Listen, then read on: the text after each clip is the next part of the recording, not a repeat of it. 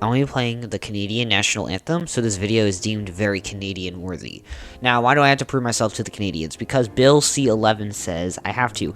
Otherwise, if this bill is written into law, my new video may not be recommended for viewers in Canada because the government doesn't deem it as fit. Now, what am I talking about, though? When you search up on Google or Bing, whatever search engine you use, Bill C-11 in Canada, you'll find a bunch of sources on this bill. And this is also known as the Online Streaming Act, and it's an extension of that. Now, I love political science, so I thought I'd make a quick video summarizing this.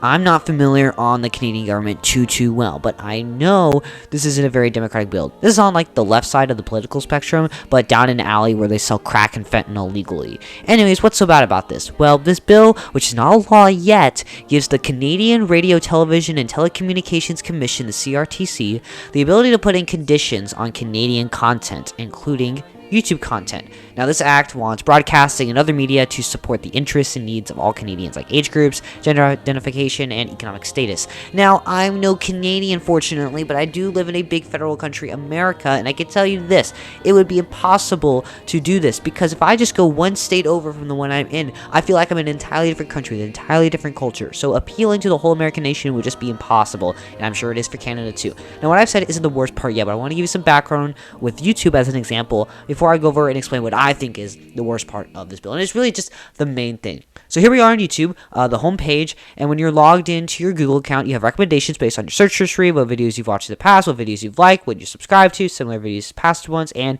a ton of more stuff in this algorithm that they have put for you. Now, they really try to make your recommendations consistent and appealing to you, so you keep coming back to watch more and more videos and discover more and more creators of various types. My recommendations, which I'm not going to show, are full of education channels, medicine, memes, news, and a lot more stuff. Now, I watch creators from around the world, and it's pretty obvious that they're from somewhere else that isn't in America. Now, with that background knowledge, what does Bill C-11 do?